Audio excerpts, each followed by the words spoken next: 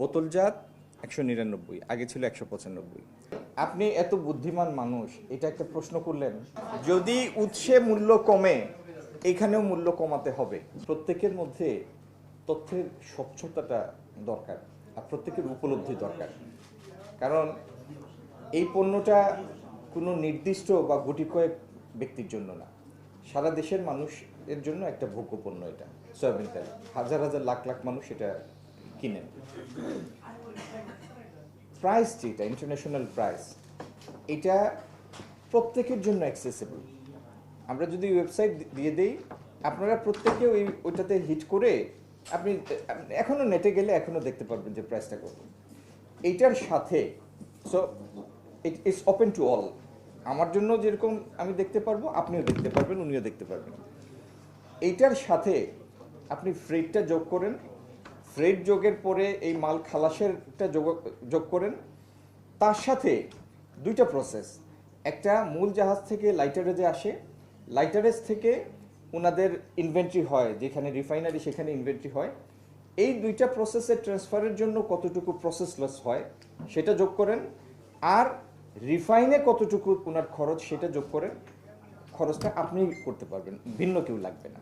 এবং এই ফর্মুলাটা অনুসরণ করেই আমরা প্রাইসটা ডিফাইন করি। এটা কোনো লুকানো কোনো তথ্য না, ইটস ওপেন ফর এভরিবডি, এবং যে কেউ এটা ওয়ার্কআউট করতে পারবেন। এটা কোনো রকেট সায়েন্স না। আপনি 29 তারিখটা মনে রাখেন। প্রাইস যখনই কমবে সেটার রিফ্লেকশন এখানেও হবে, এই ব্যাপারে আপনি নিশ্চিত থাকেন। আপনি মূল্য বৃদ্ধি করলে চাপ হবে না, যে মানে বেশিরভাগ মানুষের আয় তো নির্ধারিত। আপনি যেটি বৃদ্ধি করবেন সেটি তো তার জন্য চাপ, তার ডিসপোজেবল ইনকামটা কমে যাবে না। কিন্তু আপনার বাধ্যবাধকতার বিষয়টা তো বুঝতে হবে। এই তেল প্রথমত এটা বাংলাদেশে হয় না, সয়াবিন বাংলাদেশে হয় না, এটা বাইরে থেকে আনতে হয়।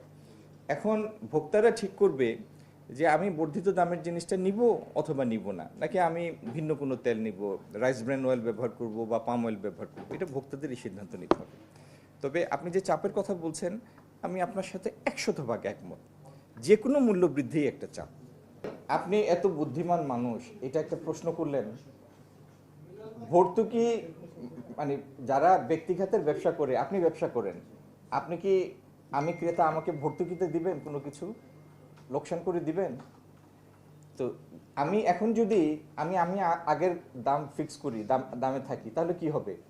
আমি তো ব্যক্তিগতের আমদানিকারকদের উপরে কোনো আইন জারি করতে পারবো না যে আপনি লোকসান করে আনতেই হবে। কিনারা আনবেন না, মার্কেটে শর্ট পড়বে। এটা তো একটা স্বাভাবিক প্রক্রিয়া। একটু আপনি বুঝেন না, এটা আমি বিশ্বাস করি না। সময়ের সাথে সাথে দেখা দেয় নিত্য নতুন প্রয়োজন। রেডি থাকতে হয় প্রতি মুহূর্ত। তাই এলো ইনোভার, যেন আপনি লাইফে থাকেন রেডি প্রতিদিন। Innova, designed for now. আচ্ছা, আমরা এই যে দামটা এখন নির্ধারিত হলো, বোতলজাত ১৯৯, আগে ছিল ১৯৫। বোতলজাত যে তেল বিক্রি হয় সেখানের মধ্যে মূল্যের কম বেশি করার কোনো সুযোগ নাই, সেটা তো বোতলের গায়ে লেখা থাকে। প্রশ্ন উঠতে পারে যে সরবরাহটা যথেষ্ট কিনা, আর লুজ তেলের ক্ষেত্রে নির্ধারিত দামে বিক্রি হচ্ছে কিনা।